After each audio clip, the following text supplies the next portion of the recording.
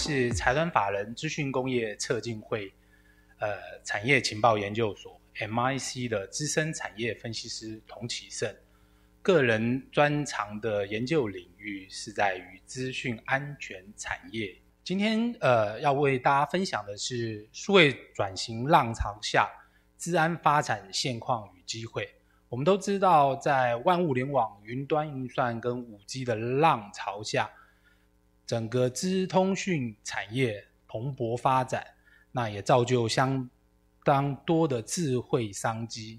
那智慧商机面对到万物联网无所不在、无远弗届这样的一个方向，也就产生了很多资安的风险。今天我们就从3个面向来为大家剖析整个资安产业。第一个部分当然是从整个产业资安化、资安应用，特别是需求端的一个动态观测切入。那接着会从整个资安产业化，特别是供给端的一个趋势剖析，再进一步看我国整个资安发展现况。最后一个部分从供需两端分别看整个资安到底有哪些机会。首先我们看整个资安产业的动态观察，会从2个面向切入。第一个当然是从所谓的 macro view， 我们就宏观的角度看市场到底发生了哪些重要的大事。每年世界经济论坛，就我们所熟知的 WEF， 它都会预测有一个全球风险地图，它把整个构面分成纵轴跟横轴，分成风险发生的可能性横轴，风险发生的影响性纵轴，然后再按照经济环境、地缘政治、社会科技来分别爬梳相关的脉络，就可以发现有2个很重要的我们讲风险地图2021年的关键字。第一个关键字就是我们所谓的 COVID-19 传染病。第二个关键就是资安，特别是我们想资安，不管是在资讯基础建设破坏跟资安防护失效这2个面向切入的点。那这2个关键字也就变成整个全球产业在面对风险必须要切入的重点，特别是我们在COVID-19 的防疫以及骇客的妨害、资安的妨害这2个 macro view。 那从这样一个面向，其实可以发现整个国际也有相关，因为我们讲说疫情的关系，骇客无所不在，无孔不入，也没有休息。从过去我们看到的 Twitter 遭受骇客的攻击，甚至德国的某一家医院因为整个资讯系统被骇客攻击，造成病患错失黄金的救援时机，也就形成了真正损害生命的一个很重要的事件。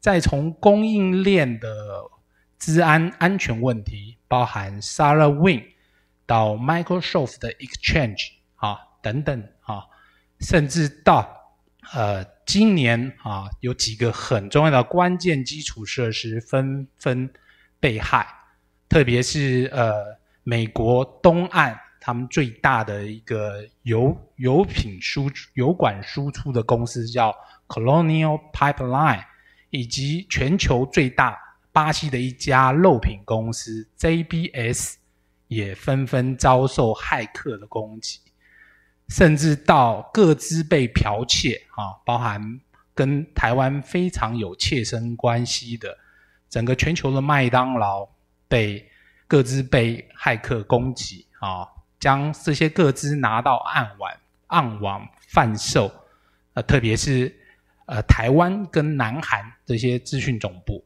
那这些知名的事件衍生出后来包含台湾的很多高科技产业也纷纷遭受骇客攻击，特别是在美中，不管是从贸易战到科技战这样整个范畴里面，很多供应链特别是高科技供应链，不管是车或是半导体，很多相关的产业也遭受骇客攻击。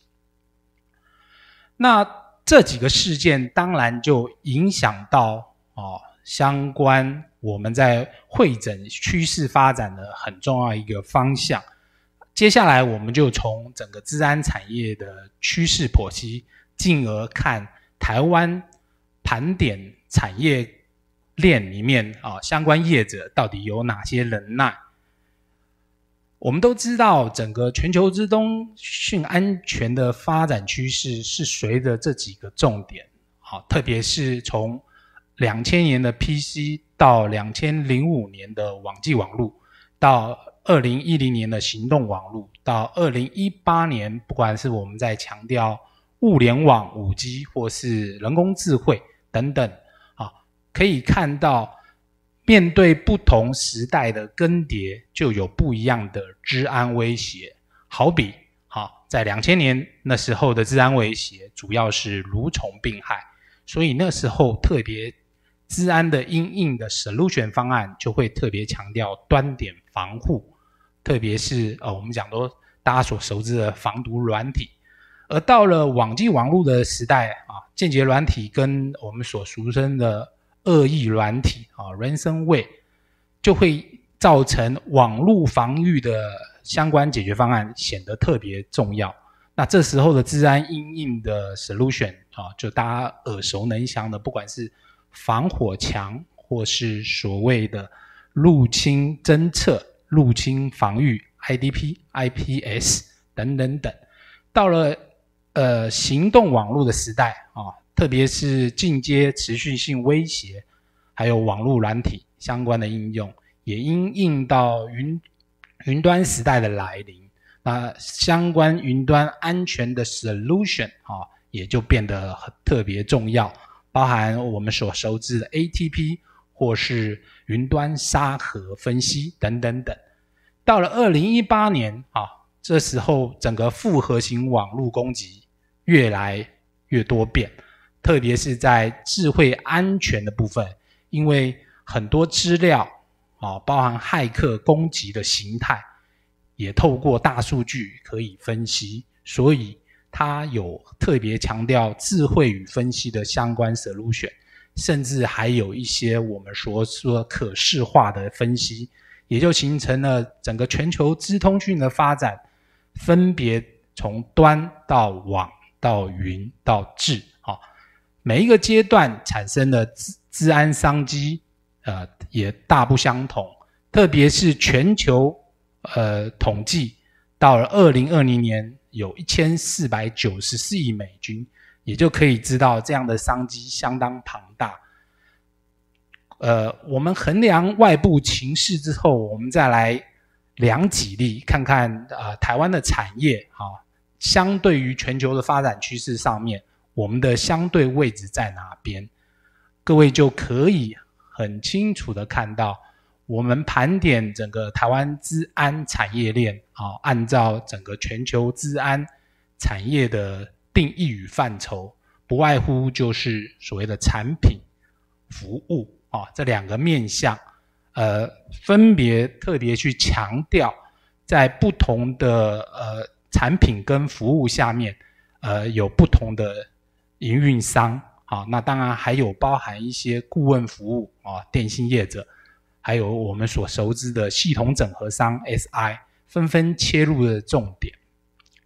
那我们也看到台湾的资安厂商盘点的约莫是324家主要是以系统整合跟经销代理厂商占比最多那其次当然是所谓的网络安全业者，还有威胁检测与顾问服务。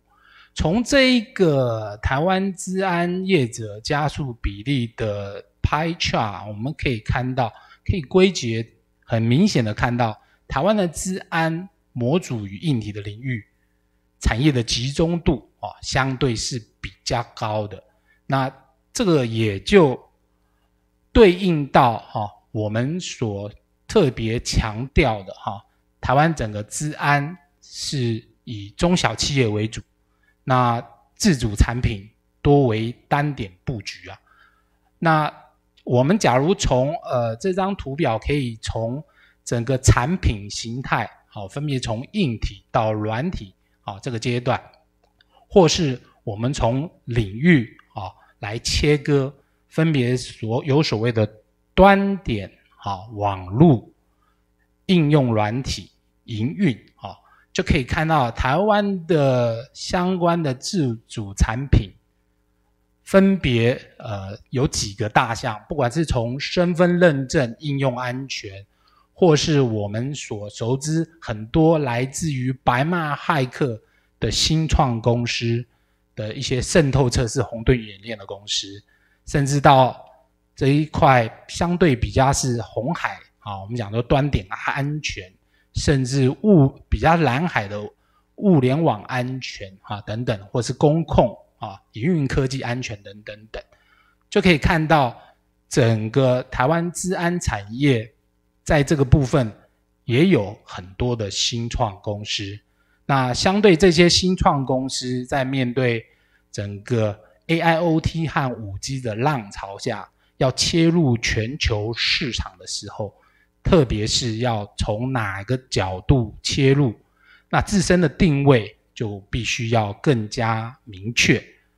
看是在国际市场上，特别是一些国际大厂，他们可能对于不想做也不会做的一些 solution， 新创厂商甚至可以从中切入。当然还有另外一个重要的这个趋势关键议题，那也就是因为美中科技战下，整个信任科技越来越强调之间对于资安的选择性。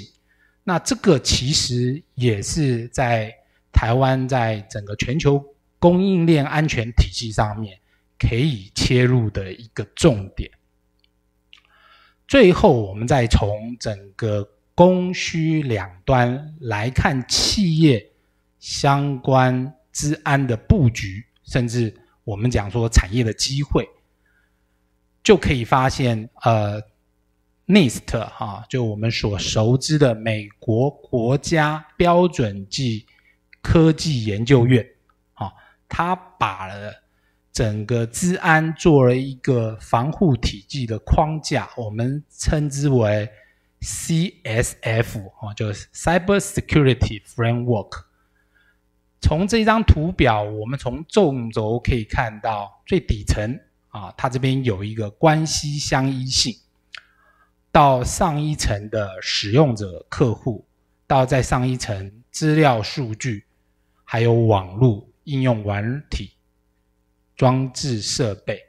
在横轴的部分呢，当然这边也包含刚才提到的关系相依性里面的，特别是流程，企业的流程，还有一些我们刚才讲到一些技术面，甚至人的部分。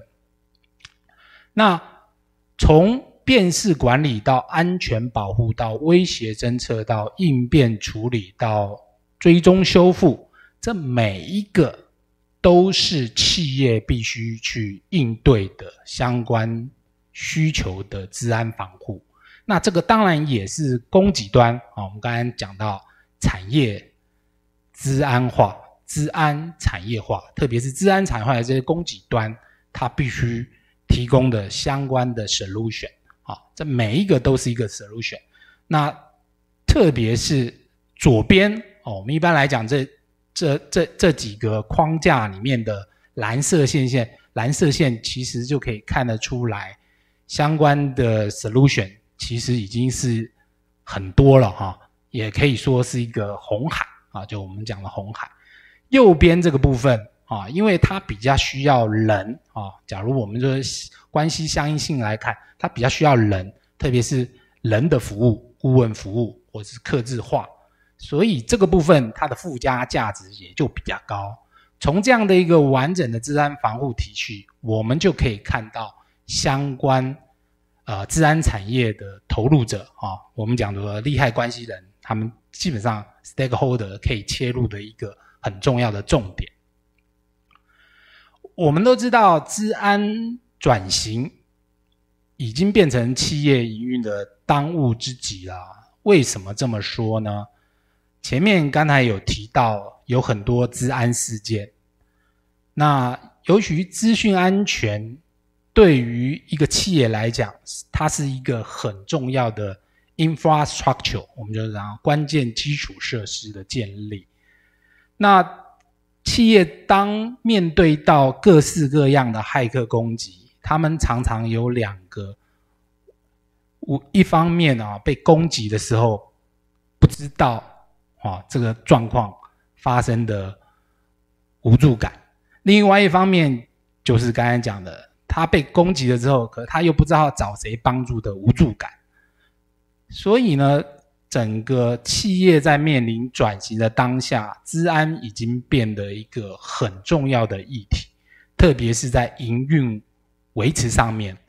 试想之前我们看到很多的高科技厂商，只不过简单的被骇客入侵1到2天，它的营业损失甚至可以高达60几亿新台币，你就可以看见这件事情为什么是很多台湾的企业在营运必须面对的重要议题。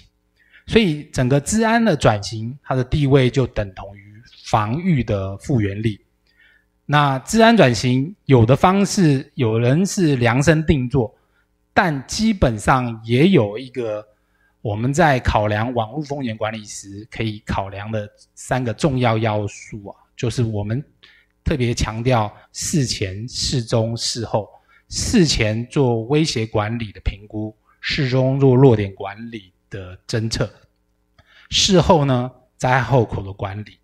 那也因为这个无边界安全性，我们常常讲整个数位边界越来越模糊人的因素其实往往才是确保企业数位边界防御的关键。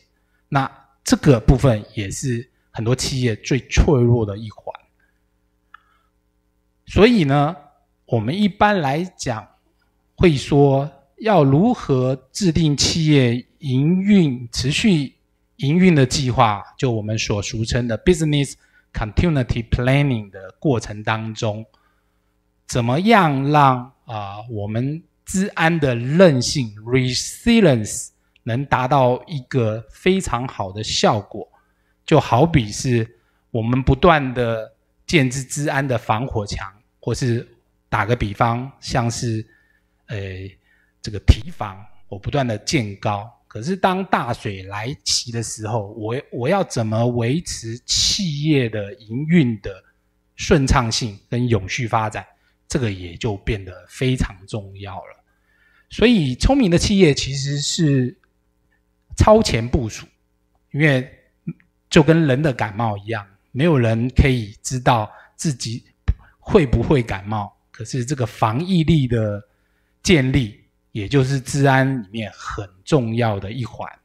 所以预期被骇客攻击，制定因应计划，这是聪明企业会做的。相对的，被动的企业其实是被骇客攻击后才制定相应的安全计划。这也就是我们常常在讲数位转型之下聪明的企业它的资安守则第一条就是做零信任的资安防护。这是今天的分享，谢谢。Ladies and gentlemen, it's my greatest honor and pleasure to be here for the participation of the conference and to introduce you the digital transformation topic here. I wish you have a wonderful conference and get all information needed. Here below is the agenda of today's presentation, covering the definition of digital transformation, which is the hottest topic recently. Everyone talk about it. The paradigm shift explains the new opportunity of digital transformation. We will also introduce some best practices and also the cooperation of industry, government, and academic in Taiwan for digital transformation before a brief conclusion. Okay, let's talk about the definition of the digital transformation. So talking about digital transformation and its influence to industry upgrading. To apply digital transformation, it runs a process that combines existing business models with digital technology and develop the new digital culture to complete the transformation. So it becomes extremely capable, centered on customer value and experience, and an organization is constantly updated and continuously transformed. Okay, so let's see the paradise of the change of for the digital transformation. So here I like to share the success story of Intel and its influence to us nowadays. So we know Intel established in 1968 and started the phase of the 8086 CPU in 1978 and continued the CPU evolution from 8086 to Pentium within 15 years, which changed the whole world. From the history of a PC technology development, we can see a major watershed, the year of 1990. Before the 90s, the PC industry was just putting PC parts and the peripherals together locally for supplying equipment to system integration business with a low product yield rate and the better quality. But after the 90s, the PC industry moved into the commodity generation by mass production and the quality improvement for the global markets. So Taiwan has 18 made by Taiwan products. So each ranking the top one of the market share in the world. So including ICT products, which we all know it, but also the onboard devices and the people's livelihood products. As many may know, Taiwan is famous globally for its electronic products. So here we can also see that Taiwan ranks the top one in the world, even for the products like ABS, the high-end bicycles or portable navigation devices, and the livelihood goods such as the fiberglass clothes and the noodles. So there are amazing achievements and the positive results of the change of the business model before and after the 90s, as we mentioned previously. So therefore, an appropriate business model is essential to various phases of industry development. So before the 1990s, going to mass production may lead to losses due to a market limit. But on the contrary, it may fail to meet the global market needs if still insisting on the production of a versatile types but a small quantity after the 90s. So by referring to the example of those PC vendors in 1990 becoming the leading companies in the world now with a greater revenue nowadays, it is important to know if other industries are able to repeat such successful stories or not. So are they catching the right business model or not? That's what we should focus on. So I'd like to illustrate 3 best practices, including the smart manufacturing, smart software development, and the smart service robot for your reference. So the first of all, the best practice of smart manufacturing. So we're talking about the big data. As a matter of fact, the smart manufacturing is the typical example of the sources of the big data. So take an example. A smart machine costed about $500,000 with 400 sensors, which can generate 400 data records per second. So if there are 10 machines, they will produce over 40 million data records per hour. So the big data from the smart manufacturing will be a big source of intelligence of enterprise. So traditional IT and OT lack of the connection and the integration. The IT division needs to know the production schedule, quality, and the costs. The ultimate goals of smart manufacturing is to fully integrate IT and other through the Internet of Things and the big data technology. So this is a recursive loop of improvement process. So in terms of the benefits of the IT side, the integration can keep the up-to-date of the production status and the delivery dates, gain insight in the production and the productivity and the quality optimization, and improve the business operational efficiency. So in terms of the benefits of the OT end, it can also have a faster response, real-time situation, and get optimized processing insight, and also prioritize work and make better decisions to reduce the risks. So the biggest technology challenge of the smart factory is the integration. The key point is how to optimize the adjustment of various machines, equipment, sensors, and the position of components according to the different production processes so that the output data can be effectively integrated. And at the same time, additional analysis service will be added to the integration process. Increasing the output value of the factory is the current challenge of the development of the smart factories. So as Rodney Brooks, the emeritus professor of the robotics at MIT said, robots are only the human helps. After all, they will not completely take away human jobs. So I often chat with my friend a sentence. So you may worry robots replacing your business. Instead, you should worry your competitors using AI robot to take over you. So next we are talking about the trends of the smart manufacturing. First of all, the impact from the global epidemic means the manufacturing industry urgently needs to seek remote control, remote operation, and other process system. Secondly, equipment, sensors, and the condition due to the previous situation are widely used, and the unit price are dropping. So the third point is we are moving towards the predict functions we call forward control, especially the need for the maintenance. So we are gradually recognize that the automated collaboration robots will also work with your employees because it is called the 80-20 rules principle. Normally, people use 20% of cost to solve 80% of the problem. If you want to solve another 20% problem, you may need to cost you 80% extra cost. So that's why the collaborative model, the robot work with your employees will happen very quickly.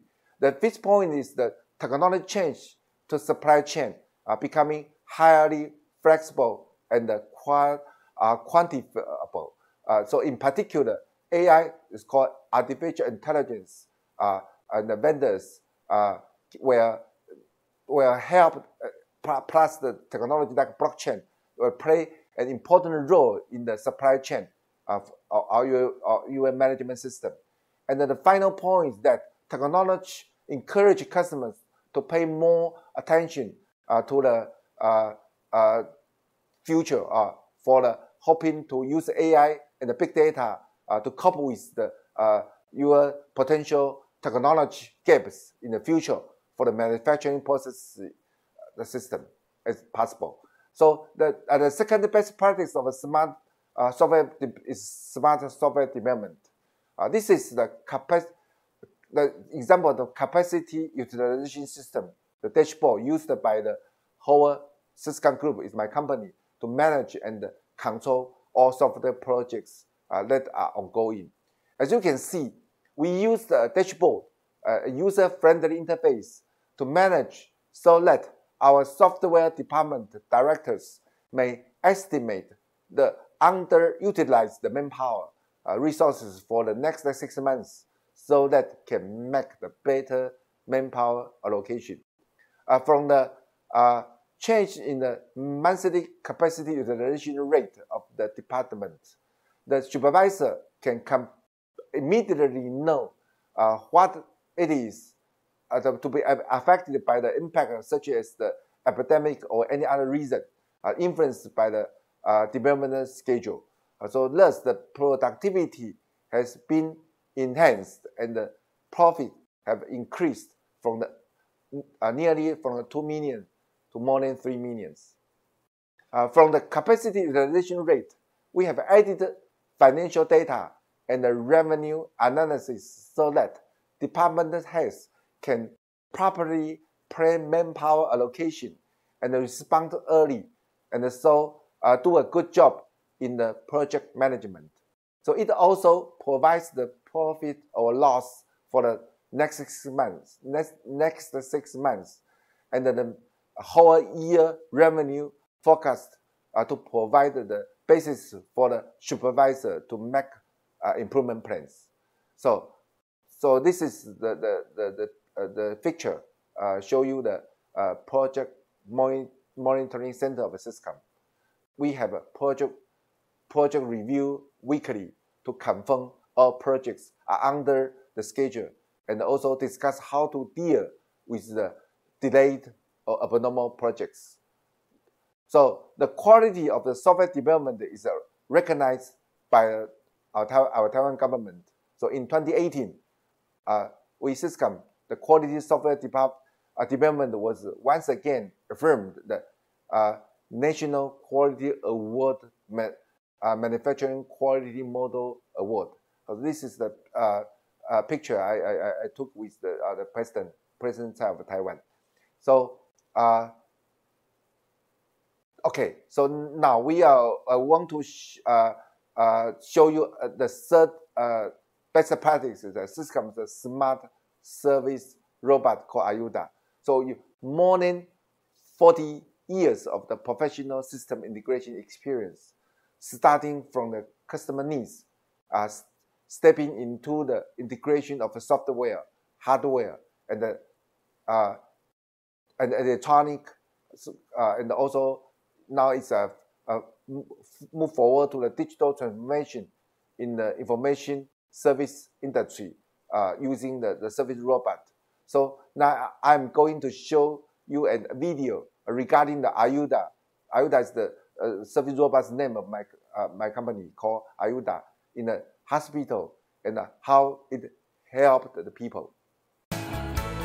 如果拿了药品有不懂的地方，找 IUDA 就对了。透过云端药历功能，并有可轻松扫描 QR code。陈先生该吃药喽。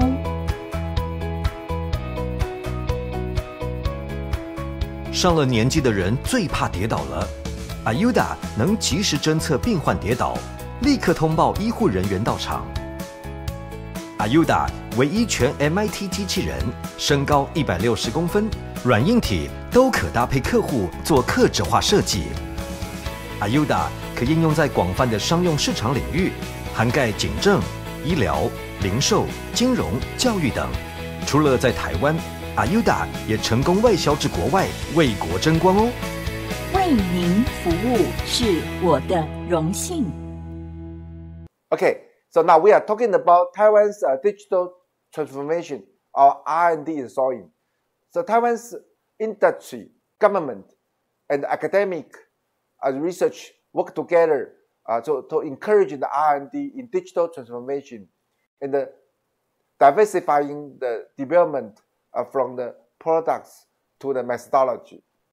The Public Association established the Digital Transformation Promotion Alliance to jointly promote the digital transformation and promoting industry development and upgrading. There are, for example, such as the TCA, Taipei Computer Association, TIMA, Taiwan Electrical and Electronic Manufacturers Association, DTA, Digital Transformation Association. I myself am the chairman of the Digital Transformation Alliance in TCA, and also the strategic advisor of the TIMA, and also the vice chairman of the DTA. So the direction of research and development include 5G, artificial intelligence, AVS, AVM. AVS means the activity value system. AVM, activity value management, is the invention by the Dr. Wu for the Zhenji University, and other new technologies driving MES, upgrading intelligent manufacturing, and specifically the flexible manufacturing. So take SYSCOM Computer, my company, as an example. We won the honor of the National Quality Award for the Manufacturing Quality Model Award in 2018. SYSCOM also applies capacity utilization to software development. So we manage the software development of the various departments and companies is harmony with the factory capacity using cloud management platform and the CMMI level 5 given as a capacity utilization rate system. So now I would like to make the conclusion is from the semiconductor to other manufacturing industries, technology is making the process more intelligent. So IT can put the digital transformation to other manufacturing fields to accelerate the automation adoptions. And the digital transformation is more than to buying the machinery or equipment. It's also the supply chain, the material management, production scheduling, and more. Like we mentioned the Mingji restoration, the history. So starting from the digital transformation, we will gradually promote automation and other business models. So here below is my conclusion today is that digital transformation drives industry upgrading. The good news is the successful story, the successful model can be duplicated. The first step is to run the gap analysis. It's very, very important. You need to run the gap analysis to know the start business process re-engineering and the software or hardware customization. So according to the procedure of digital transformation, I believe all will be successful eventually. So good luck, every distinguished guest. Hi folks, this is Andrew Chen coming to you from Taipei. This is a sneak preview of the next year COMPUTEX, since cybersecurity will be one of the key focus of topic in the next year's agenda. So today I'd like to take you through how does Trend Micro helping our customer redefining cybersecurity starting from zero trust. Hi, before we dive into the topic and the talks of today, I'd like to quickly introduce myself. I'm with Trend Micro since 2006, a little over 15 years and 19 years in the cyber. And when I first joined Trend Micro, I started with the core technology group, working on the latest and greatest technology under the hood, infusing our product, supporting our customer across. In about 2003 and 4-ish, I started to working on EPP, which is the conventional endpoint prevention and protection, and later on moving to the detection response side of it. And ultimately, we're doing the extended detection response to correlate additional, to do telemetry coming from different various of data source, and also do the holistic analytics and visibility for the customer. And I am also part of the MITRE attack task force, working with MITRE, participating in the eval for the past several years, and then also had a chance to work with MITRE's team to exchange intel, to discuss the methodology of the attack framework. I believe many of you have seen this attack framework becoming a mainstream across your security control. And then when I'm not doing product developing or planning, and most importantly, hunting evil, I do quite a bit of surfing in my personal life. I pretty much chase all the storm across. And then on a seasonal cycle, I go out and try to do a lot of fly fishing as much as I can, going after the browns, the trout, the rainbow trouts. And then ultimately, I also want to practice my, my rusty tennis backhand. So enough about me. Let me talk about today's key three distinct topics. Start off with zero trust. How do we see this across from customers' perspective, from analysts' perspective, and what's Trend Micro's take on zero trust? And then we're going to allude into the risk insight, which is the quintessential, the key focus of zero trust in terms of how Trend Micro pan it out. And then ultimately, how do we take control, right? Ultimately, the customer want to have the full control intelligently on the topic of secure access.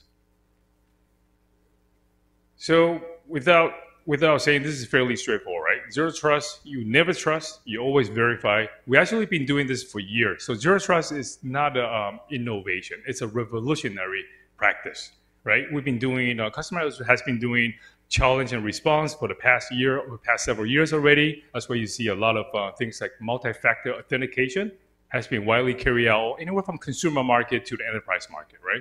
So this is not, like I said, this is not an innovation, but it's a very good timing to look at this from a revolutionary perspective.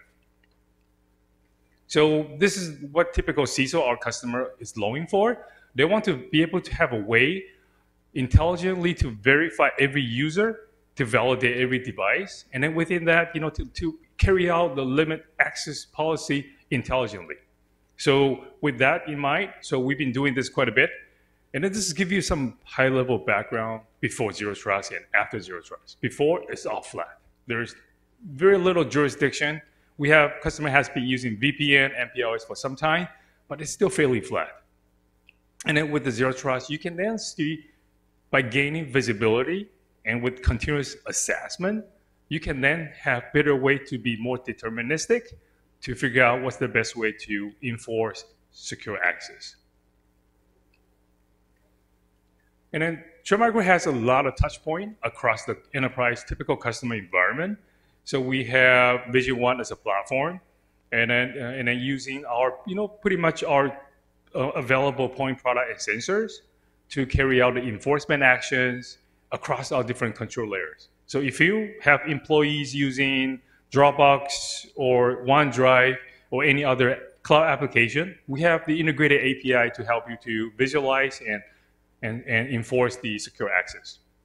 Alongside with any of the device you like to, typical, the knowledge workers, laptop, desktop, or specific asset, we also have particular agent running on those devices as well. And there is a lot of control point across corporate data center to the cloud environment, to the network, corporate network access control all across. So this gives you a high level in terms of how Trend Micro help the customer deploy the solution without reinventing the wheel. A lot of customers already have all this footprint in their environment from Trend Micro offering. All right, so let's zoom in quite a bit on the risk insight. This is like I said earlier, this is the quintessential piece of the entire Zero Trust initiative within Trend Micro to help you redefine cybersecurity. So starting from visibility and data source. So our risk insight collects not only our own proprietary data source, we also reach out to third party. We collect in Azure, Active Directory data, your firewall violation log from your SIM, and then your IDP for the access transaction, the audit trail logs all across, alongside with Trend Micro data source. This is actually give you right off the bat, right? Give you the complete threat and posture, the threat landscape in your current state of posture. And then we're going to continue to do risk insight continuous assessment. This is ultimately to power the overall automation. Automation meaning policy enforcement down to the typical investigation, or even when really bad things happen, there is also potential incident response might occur. And then this actually is the key index from the risk insight application we offer to the market today. We have the threat detections, cross detection response detection as well. These two constitute the mass majority of the suspicious behavior and known bad behavior altogether. And then we also showcase quite a bit of the cloud app activity, giving you visibility who in your organization is accessing what type of cloud app resource. And also look into potential account compromise. I think this is the #1 factor the blue team, the security practitioner, try to solve. Anywhere from starting from the phishing campaign to to capture your credentials and then move laterally within the corporate environment. And then also we touch base quite a bit on the vulnerability detections. We look into the highly exploited CVE, because Trend is very keen on CVE. We actually help to charter ZDI initiative, Zero Day Initiative. So, and then there's also application with related things like highly exploited CVE within, for example, your payment gateway, your ERP server, so on and so forth, right? And ultimately, there's quite a bit of the anomaly detections. This is actually building a baseline with a lot of artificial intelligence, machine learning behind the scene to flush out the deviations, right? Based on the norm, and then come out with the deviation as a trigger to help you to understand what's the implication for this particular emerging risk. And then this is, again, going to the previous flow. We continue to obtain risk insight continuously behind the scene for the customer, right? So the customer can continue to leverage Vision One platform, set it into autopilot mode, and then continue to have this in their production environment. And then this gives you a high level of the risk insight in terms of what's the high level secret sauce look like. We look into two distinct pillars, threat risk and posture risk, right? Anywhere from misconfiguration by your typical security team or the IT team. And also, is there any zero-day vulnerability that exhibit in the environment? And what's the current state of the integrity, right, across? And then look into the attack surface, violations, so on and so forth. And then so this actually, the risk insight equals to continuously assess both pillar, risk, threat risk and posture risk over the entire spectrum of the entity, ultimate to the data, right? We look into the user, device, application, and data altogether. This will give you another quick view in terms of the, one of the user might need your attention. So your investigation team can look into the contextual information provided here to understand how is this user identity's risk score was derived up to 84 points. And then this actually give you another idea in terms of how we run the behind the scene algorithm to look at across on the asset profile, also asset profile also alongside with the user behavior altogether to constitute this 57 score at the moment, at the given time for this particular company. So posture risk will give customer a lot of guidance in terms of how to better enforce their security control, right? For example, they might not have the multi-factor properly configured. So the privilege might have been abused.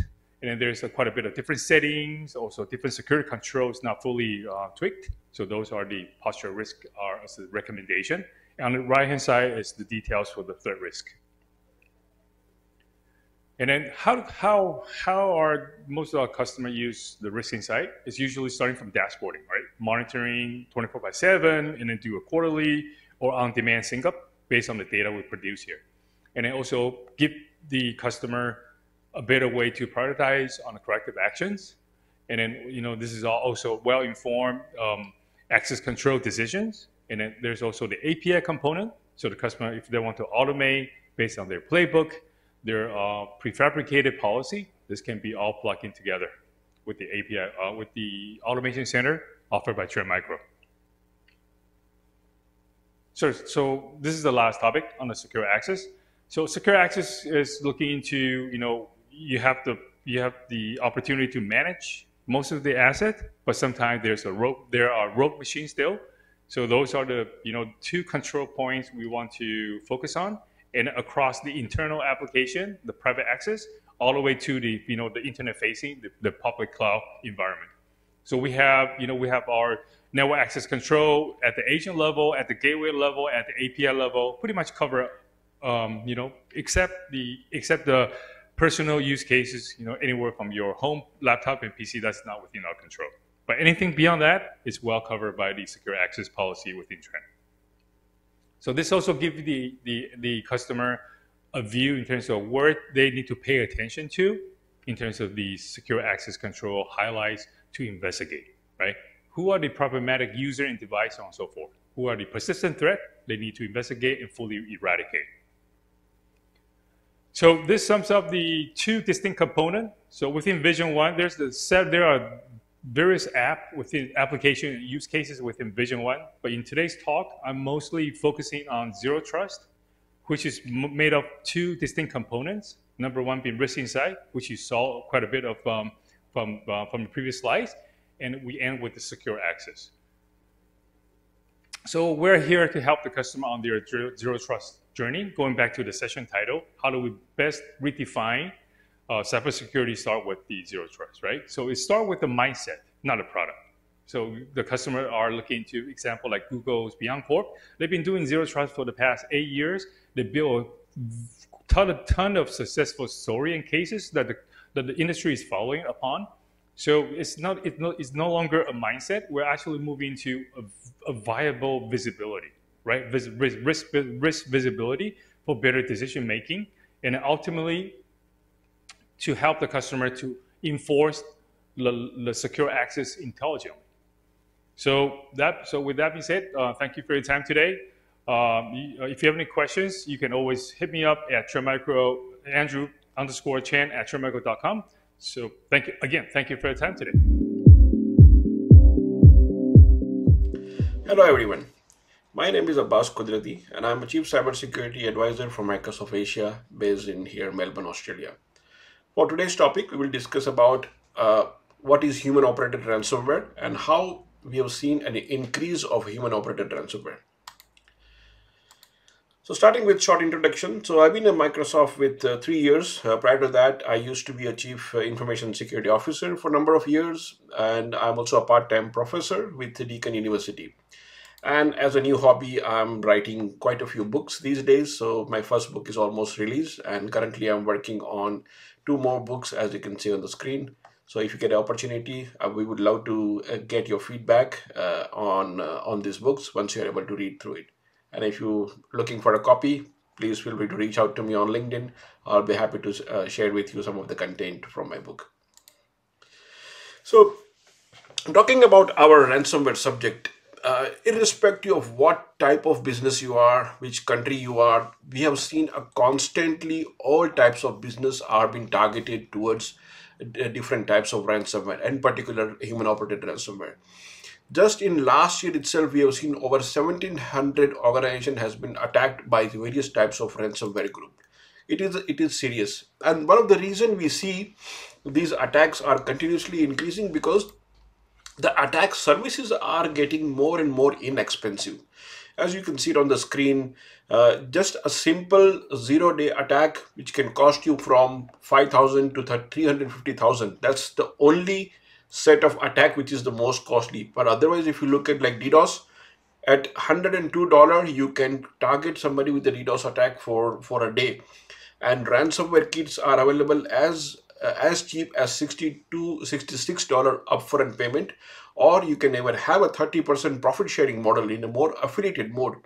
So as you can see, because of that inexpensive nature and easily available, we are seeing a huge impact of this ransomware on various economy. Just if you look at Asia Pacific, and this number is from Singapore dollar, so $3.6 million is an average annual cost of data breach within Asia in last 2 years, and this number is constantly increasing. And if you can see the headlines, Singapore, Philippines, Thailand, Vietnam, all these countries are getting targeted by ransomwares and data has been breached from these countries. Just if you want to pick up banking related malwares, we have seen a huge spike of phishing scams, almost 2,500% in the just first half of 2020 in Singapore. And the scammers are getting all kinds of varieties of scam. For example, they're impersonating companies like Microsoft and Google and AWS and many other. They impersonate individual personas as well. So sending an email from a CFO to a CEO, and then the CEO name to a CFO asking them to make a payment. So we have seen all these various types of ransomware. More than 180 investigations over a scam involving $1.5 million within Singapore. And if you look at the kind of industry, what you see on the right, e-commerce, social media, all these things are constantly being targeted. In Southeast Asia, we have seen the first half of 2019 itself, we saw Philippines had been targeted, Malaysia, Indonesia, Thailand, Vietnam. The numbers are keep on increasing. Let me just zoom in just for you can read it in a little bit more detail. What kind of phishing scams are being used for targeting the companies. So just a quick highlight in terms of what is the current posture of Asia in terms of ransomware attack. And these numbers are from 2018, but this is almost similar to 2019 and 20. If you look at it, Asia Pacific region is 1.7 times higher as compared to global. And one of the top most targeted companies for ransomware is Vietnam, Indonesia, and India among the top 3. And the lowest one is Japan, New Zealand, and Australia. So what kind of things we are seeing attackers are doing? So attackers are trying to do escalations of ransom once they are able to get foothold of your company. We have seen double extortion and extortion. We have also seen some even the triple extortion type of a scenario, where what happens in a case if your data has been encrypted using the human operated ransomware technique. They will first target your company, asking you, said, we want your ransom, we want the money as a ransom to give you the encryption key. That's the first way. Second way, second method, what they do is, or second double extortion, what they do is, they even though they have the copy of the data and you paid the ransom, they will go ahead and sell the data to your competitor or any party who will be interested in getting your data. So that's the second way of money they get. The second method, they will make the money out of it. The third method, I call it the triple extortion, is they will contact the individual whose data they have it, and they will say that, hey, we have your data, you pay us the money and we will remove your data and sell all the other data, but your data will be excluded from them. So in a 3 different manner, they are trying to make the money out of any kind of ransomware attack happens in that place. So just a quick evaluation of ransomware. We have seen CryptoLocker all the way from 2013 to seen WannaCry in 2016 and NotSoPatia. They were all, we call it a traditional ransomware model. But from 2017, 2018, 2019 onwards, specifically, we have seen a human operated ransomware. Now I have used human operated ransomware multiple times. What actually is human operated ransomware? So in case of human operated ransomware, as the name suggests, a lot of time has been spent hands on keyboard. There is a more manual effort, more human effort when they try to attack somebody with a ransomware. So typical commodity ransomware, email has been sent, file has been encrypted, screen is locked, browser is locked. They will install a malicious code and they will infect the machine with a ransomware. And they will put a screen that pays the money. But in case of commodity ransomware, it is a simple method they follow: exposure, infection, dynamically install the process, get whatever they can do it, and then clean up the details by sending a ransom note and deleting the shadow copy itself, and the code of malicious code will be automatically deleted. So these are more click and forget type of method. They are sent out as a mass email and as a mass method, and whoever gets lucky, and whichever ransomware person gets lucky or the person gets infected, they have to pay the money. But that's not the case, especially when the human operated ransomware. This is a very high impact scenario. That's the main difference towards that. There is, let me just run through the slide so it can come up properly for us to discuss it. Yep, one step back. Yep. So in this case, what happens? The main differentiator here is the human operated ransomware. It is a very high impact business. So in this case, the organization who are using this method, they spend lots of time researching a particular company. They spend lots of time in identifying that their target. They do lots of research, and once they get hold of that particular, once they create a footprint within that company who they are targeting, they will spend lots of time in understanding their network. They're trying to monitor what kind of communication is going around. They will slowly and take their own sweet time to exfiltrate the data and remove all the tracks. So that way they spend even months and months within that company to make the maximum damage. And not only that, they will even target and look at who are their customers and how they can take advantage of targeting those customers as well. That is why these are really high impact, and they are continuously growing into that field.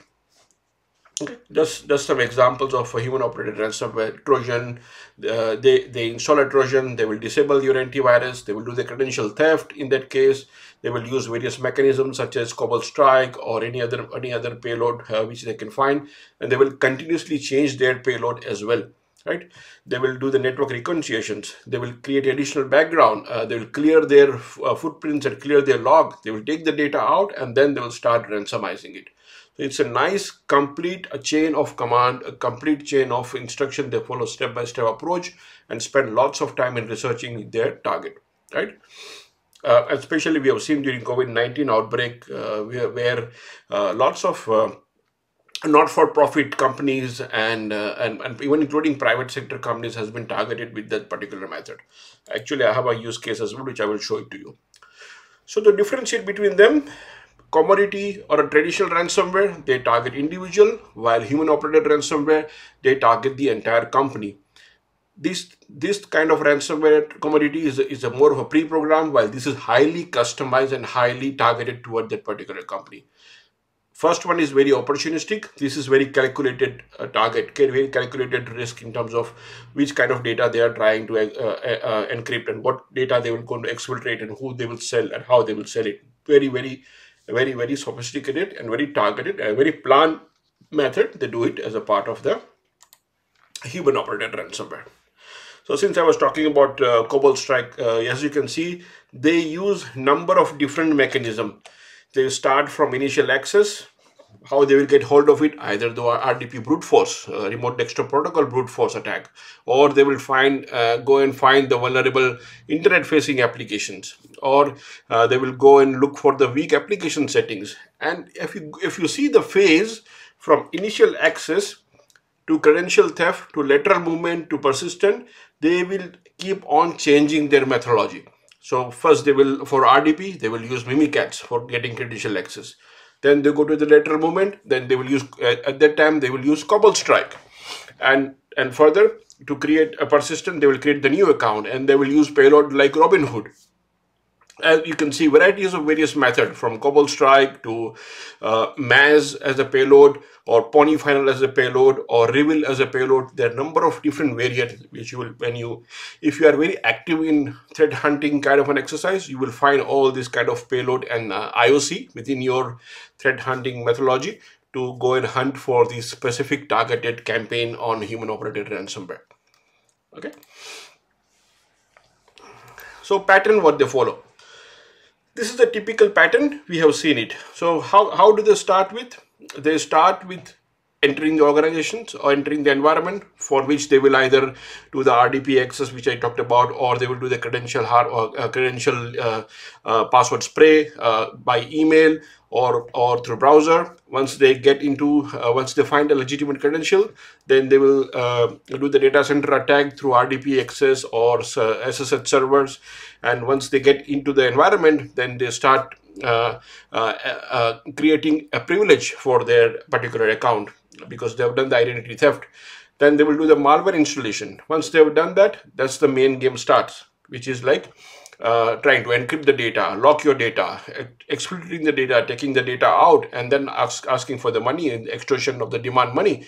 And they will even sabotage your backup and recovery method product what you have, or any kind of backup which is still available on the network. They will even sabotage that, and they will continuously create their entry, or we call it a persistency within the network, so they can do further damage either to your employer or to employees or to further customers who you are dealing with, right?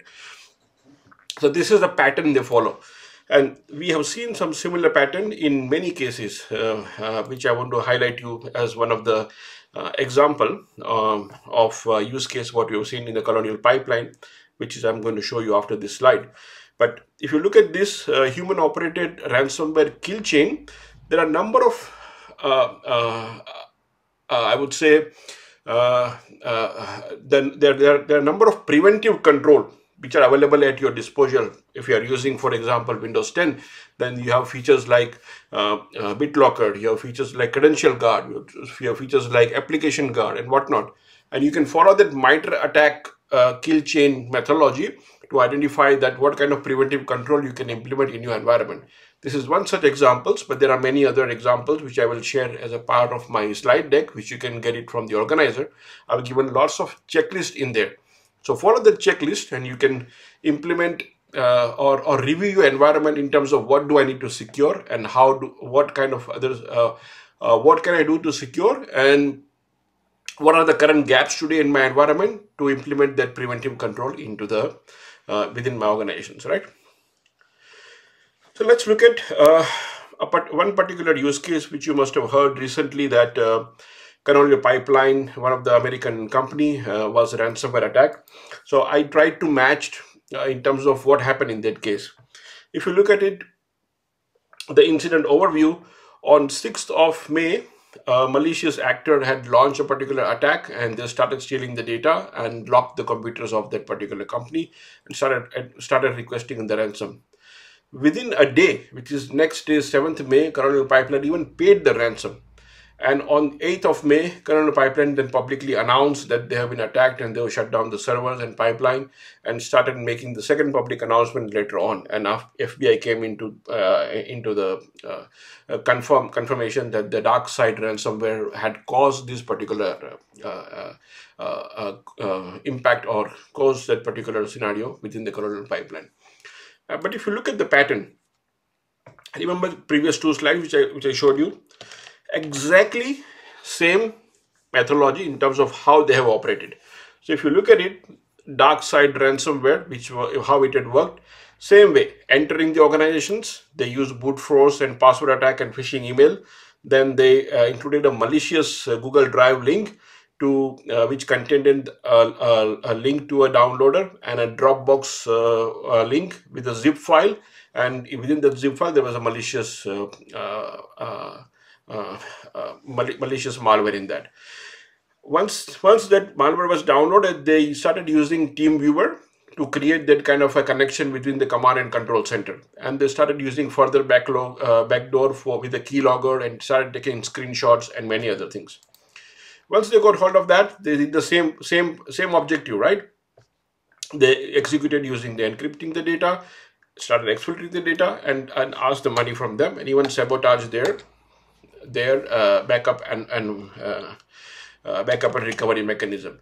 So exactly same pattern as I explained with you, which confirms that this was a kind of a human operated ransomware campaign from a dark side, which took the advantage of SQL injection vulnerability on their VPN infrastructure in case of Canonical Pipeline. So very, very sophisticated. They have spent number of days and hours in doing the research in terms of what that company does and what kind of weaknesses they have, and they do the targeted attack campaign in that. So if you look at it, how we are mapping, so LAPS, multi-factor authentication, RDP lockout policy, all those things can stop you from initial access.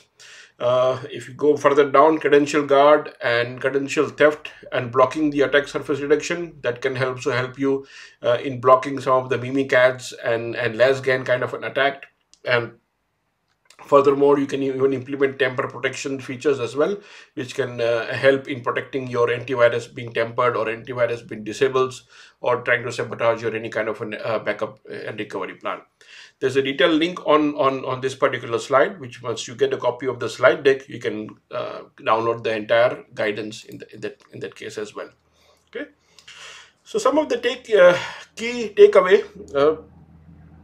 The threats are continuously evolving. As you have seen, there is a new business model, the way these attackers are operating, and the kind of impact they are doing is such a huge.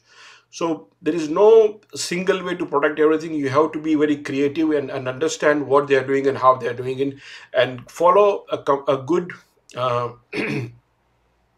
If you look at it, the approach they took is it always starts with an initial access, and that Once they gain the initial access, then they start doing every other thing. So protecting your identity is a #1 priority. One of the things you can do is having a multi-factor authentication 100% of the time, 100% of your employee. So that way, if any password is compromised, you have a second factor authentication, which can really help blocking those identity-based attacks such as phishing or brute force or a password spray kind of an attack. And there are other mitigation plans which are available as a part of the deck, as you can see here. I will be sharing, as I said, the slide deck, but you will, this is the kind of checklist I was talking about.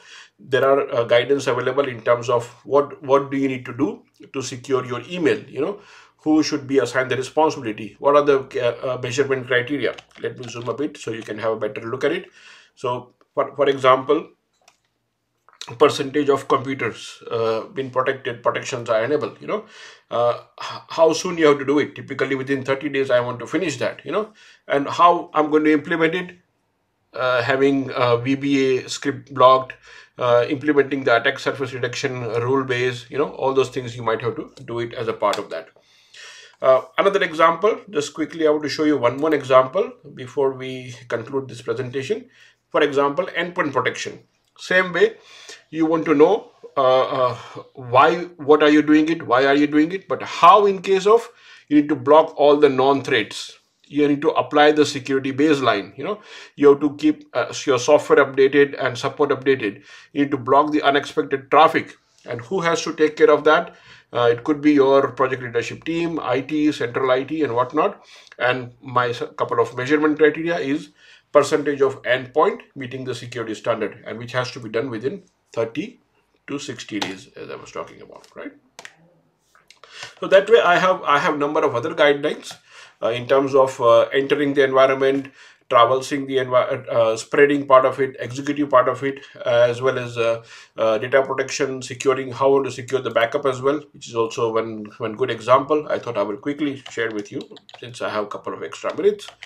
So if you look at it, some of the examples how you are going to secure the backup, what all you need to back up, you make sure you have a rapid discovery plan, protect the storage by even applying the encryption towards that, and we provide on Azure side we do Azure backup, which is very easy to use, including Azure blob storage for easy backup solution for your data or your applications. And one of the measurement criteria is mean time to recover or to meet your BCPDR requirement, and this also has to be done within 30 to 60 days plan as well. Okay, so with that I would like to conclude my presentation, but as I said, number of guidance is available. If you visit Microsoft portal and look for human operated ransomware, you will be able to find the complete slide deck with all the guidance. Otherwise, please try to get a hold of my PDF version of my copy, and you will be able to download this particular. Or another way to download is if you visit aka.ms/Abbas.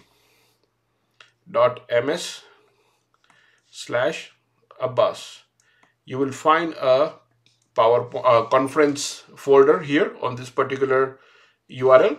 You can download this presentation, and I have many other interesting presentations which I do for many public forum, which you can also get a copy of from there as well. With that, thank you for your attention. I hope you were able to find some value and understand what is the difference between the traditional commodity-based ransomware and how different is a human-operated ransomware and how much it is impacting the economy within Asia itself by targeting those individual company, and some mitigation steps which I shared with you. Please go in and read through more. I know 20-25 minutes is not enough for this topic. It does require lots of reading and lots of understanding in terms of what you need to do and how you can protect your environment. Thank you for your attention and have a good day. Hello everyone, I'm Sylvia from Taiwan Cybersecurity Foundry. It's very great opportunity for me to speak on the topic of cyber threat for supply chain post-COVID. If you have any feedback about the cybersecurity, please feel free to drop me any text message or further request. Let's begin by telling you who we are. Taiwan Cybersecurity Foundry is a startup spin-off from Institute for Information Industry. The mission is that convertible to the safer situation. Our tremendous cyber hero dedicated to R&D in cyber detection and monitoring technology to counter malicious malware and defense against hackers. Virtually, we are just about to initiate a partnership with ITTS, Information Technology Total Solution, which provides core solutions in smart factory, smart transportation, and smart catering, etc. And that's my outline today. Let's move on quickly to the first part overview. Have you ever wondered why the cyber tech grows so fast? According to the research, cyber attack has been ranked top 5 risk in 2020. The first half of 2021 already increased 102% in ransomware attack compared to the same time last year. If you use mobile, iPad, laptop, or industry equipment which could link to internet, certainly you just expose yourself in a risk of cyber threat. Hacker could access your electronic device without boundary. They don't need to ring a bell and say, "Hello, can I come in?" They sneak in around your office, smart factory, and steal confidential documents. Moreover, they demand ransom in return for those documents at hand. Along with the blockchain technology hacker, they ask for Bitcoin as ransom. According to a statistic, around 83% of companies are choose to pay to get their data back. Even exists to $1 billion payout in the end of October 2021, which encourage more hackers are willing to take risks. However, some analysts was assuming remote work open the door for phishing, breaching, increasing dramatically cyber threat. As a key player in OEM ODM market, Taiwan is the source of numerous products and strategic importance. Therefore, it occupies a major position in the global supply chain. For instance, Taiwan accounts for 45% American semiconductor manufacturing equipment. Some report warn if Taiwan destroyed by hacker, at least half of American industry will be paralyzed. Accordingly, on the other hand, Taiwan faced to the strongest brand as well as rivalry. Mainland China make Taiwan suffer 3 times more in cyber attack compared to other countries. Taiwan authorities estimate around 20 to 40 million attacks just happen every month. According to the National Cybersecurity Report, the number of report cases reached to 525 in 2020. 15 leading companies were involved among those cases. Therefore, as a pivotal role, Taiwan company and government can promote and implement global supply chain surveillance in the near future. It simply happened in October 2021. Acer, Dell, and Gigabyte, those leading famous industry branches, some of them even pay ransom to get their sensitive data back. How can we react and respond to a cyber threat? In regard of report, they describe the world has been transformed from the physical to digital warfare by phishing, DDoS, or other way to take down targets, like critical infrastructure or healthy sector. It creates a new subsection of threats are very hard to check and prevent. They take virus as weapon, spread across cyber environment, and open up a new fronts, colonize virtual territories. Many countries like US, Russia, China, North Korea have assembled cyber army to defend against attackers.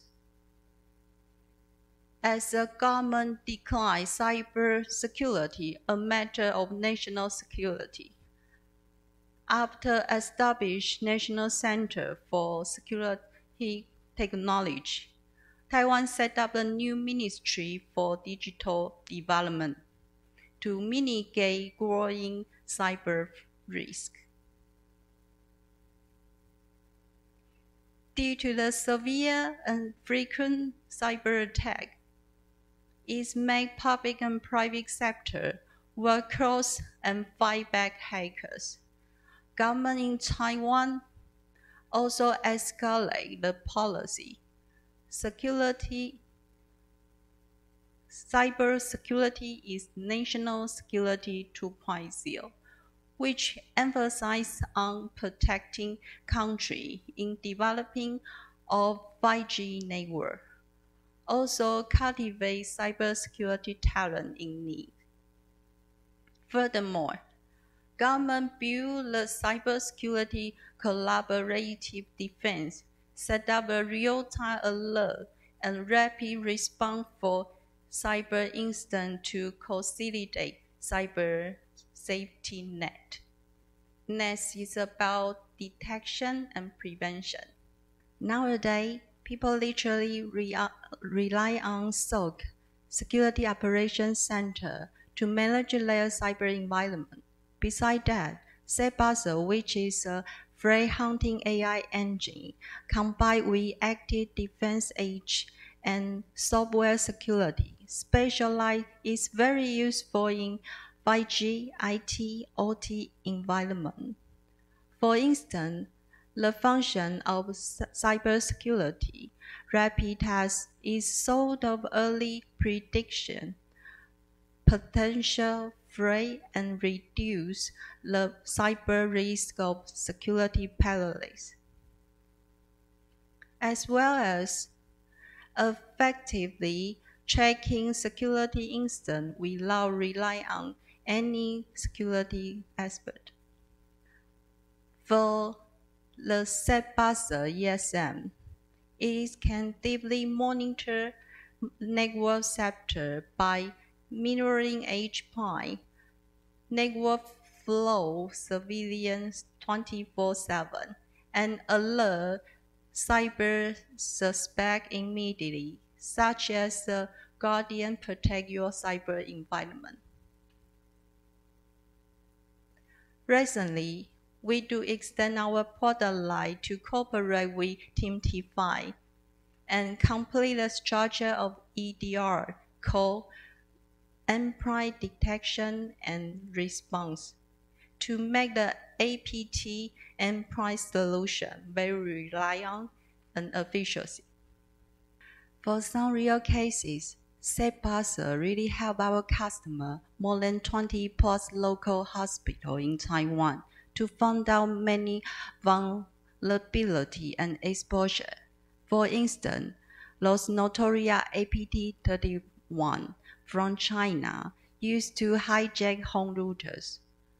APT35 from Iran, they used to phishing via the white patch. And the APT41, the top cybercrime target by FBI.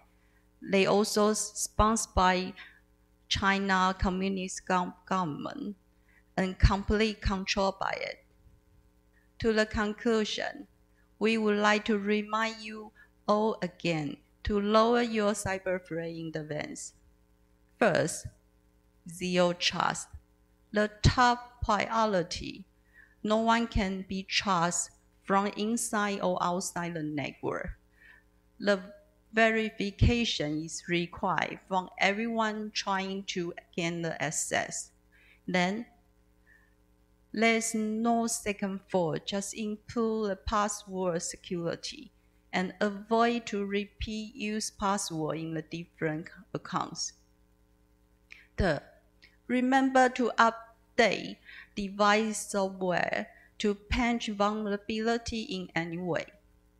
Fourth, install EDR to monitor data leaks in case of many unseen cyber threats. Final one, develop a breach response plan and plan for the worst. And that's my presentation for today. If you have any further requests, like me, I will try my best to reply you as soon as possible. Thanks a lot.